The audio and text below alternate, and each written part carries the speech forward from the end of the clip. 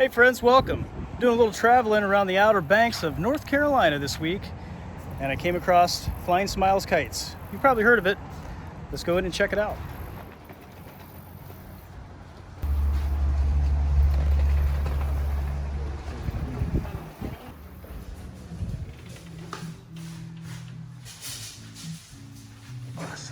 You just never know who you're gonna run into.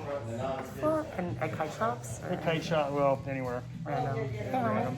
Hey, our shit match. There we go. We're wearing the same color. Look at that. It's like we planned it.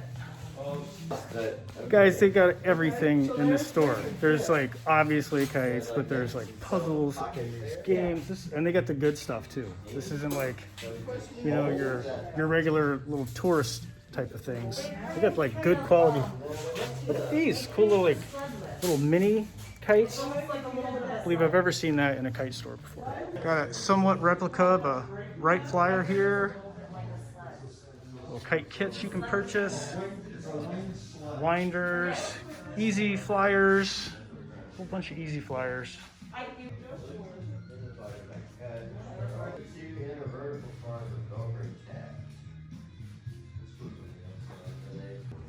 Check it out, guys.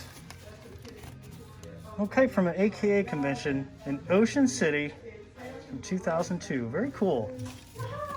They have all these games here. I love dice. It's my favorite game. I've always wondered, why is there only 5 dice and not 6 in a dice package? Because you use 6 to play, mostly.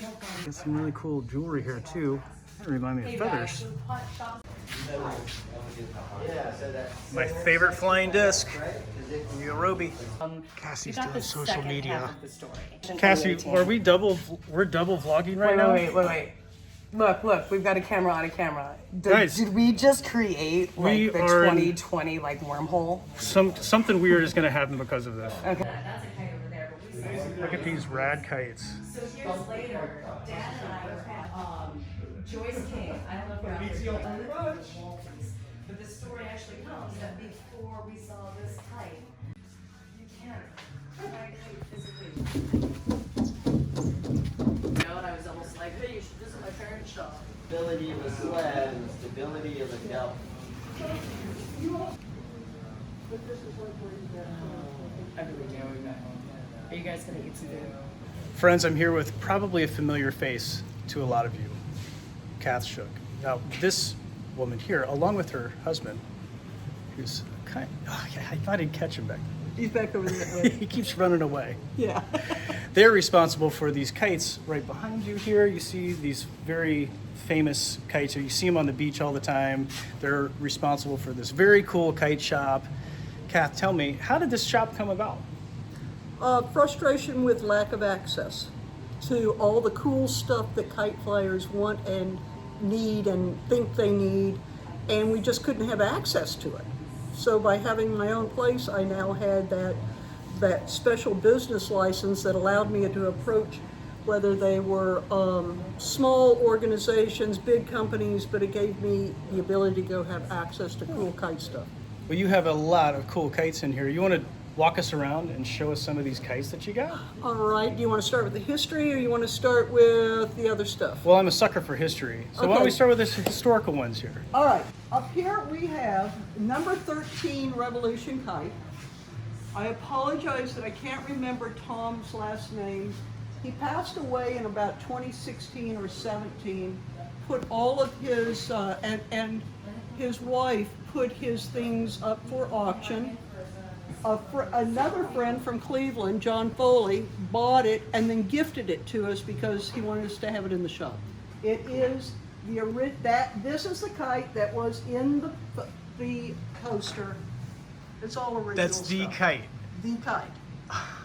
And it's signed, and yeah, that's legit original. Up here we have Peter Powell's attempt at a quad. And that is where I learned that you don't want the verticals to be pointed in at the toe, you want them out. Because this thing was like trying to launch a cement block. Over here, we have, from my very first year open, I always had a table available And I had a young man come in and teach me how to make a Brazilian fighter kite.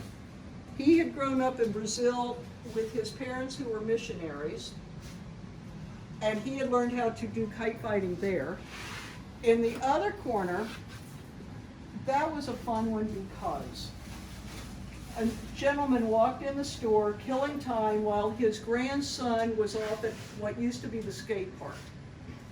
And he really didn't want to sit there any longer by a concrete skate park. He walked in the store and he saw that we could build, and he taught me how to build an Indian fighter kite. The gentleman who made that for me came from India, but he hadn't made one since he was a child. So that was a cool thing. This one was flown by Terry Murray at the 2003 Wright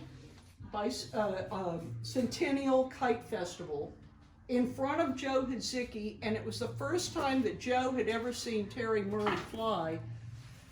Terry did a pull and catch on 80-foot lines, thinking it was 35 foot, so he was a little stunned there for a split second.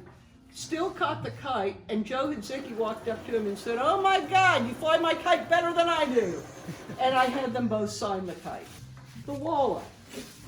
We love the Walla, and I love this one as the second kite. What I learned once I got into kiting, you need 3 kites if you want to always be able to fly.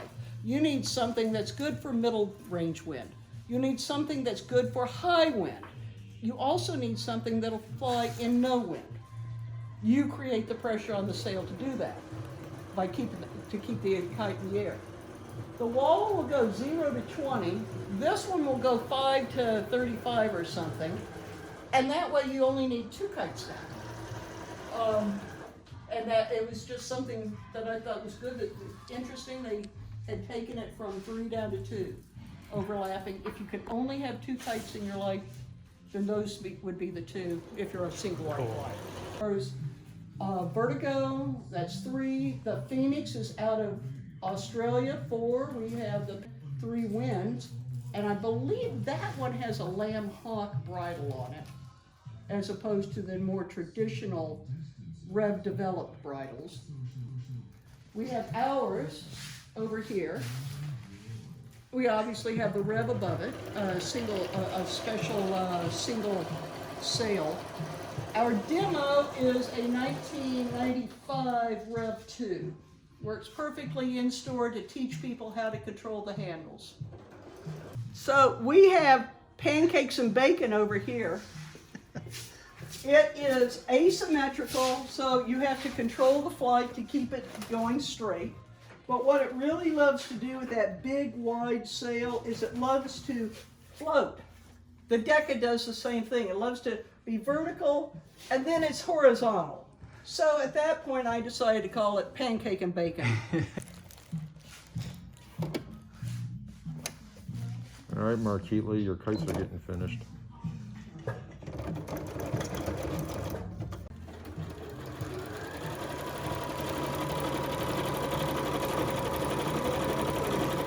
All right, Kat, this store is getting better and better. You have so much good stuff here. You have stuff for beginner flyers. I saw some easy flyers, little games and stuff, but you got stuff for advanced flyers like myself.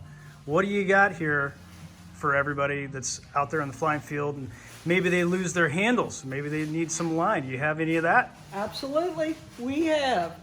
We get our line from Shanti, and single line, we have great single line from him, up to whatever, and then finally we go to HQ for the 500 plus. But we also, so the single liners are taken care of. We have dive stakes, we have sandbags, sand anchors. Elliot even made a strap to put around a tree or a bumper to attach a single line to. Then we also have Skybond from Shanti. I hand pull it, stretch it, measure it, wrap it, finish it up, and obviously we're out of some lighter or some shorter links right now, but you can always give us a call and order your own custom length. We do it a standard, basically 50, 60, 80, 100, 120, but call and we can make whatever you want. Awesome. the Sky Bond really is the top of the line. We really love it the way it lasts. In probably 100,000 feet that I have pulled, I've only broken 3 lines personally, but that's the whole point, is that I pull so much, I get the break out of it. Oh, when you're really cool, there is Shook Pro Plus, all right? She's going to tell you what all you can do to step up what you already got. You think you got the best thing, you do, but guess what? It can get even better. How so? How can it get better? You can add magic sticks so that when you're on the field, your kite doesn't drop and you don't need a stake. It's like magic. You do have stakes, but you don't need one with magic sticks. No, you don't. We also carry no snag handles, 13 and 15 inch, as well as a 14-inch middle of the road.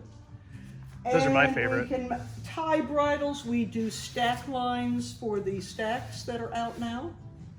And we can even do a variation of a light on your magic stick for night flying. Though I have heard Lindsey Johnson has a great one. Ladies, Yes. thank you for the Thank tour around. Elliot, Elliot.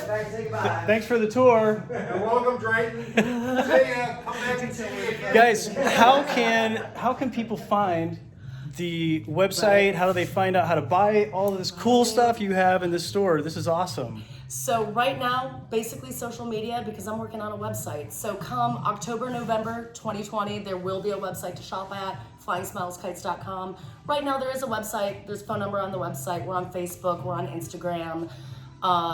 We're doing some social media blasts. And in the meantime, I actually have to go home and work on the website Oh, well, so that people can shop online without having to call us. you better get on that. Yeah, I gotta go. All right. Well, guys, thanks a lot for watching. I appreciate it. If you like what you're seeing here, Thank you, hit guys. like, Thanks, Drayton. hit subscribe, Thank and happy flying, everybody. We'll see you in the next thank you. video. Oh, almost forgot one thing. Friends, if you didn't know, I'm the president of the American Kite Flyers Association. We have this magazine that comes out a couple times a year, like 4 times a year. And if you come to the store, you can pick one of these up, fill it out, send it in, or you can just call the number right there and join. It's only $40 a year. Flyers on, except we're missing some. Guys, I need to be photoshopped right into this one. Hey, I'm not even in there. Guys, that was such a great shop. I had a great time in there. Hope you get a chance to check it out if you're ever in the area. Happy flying.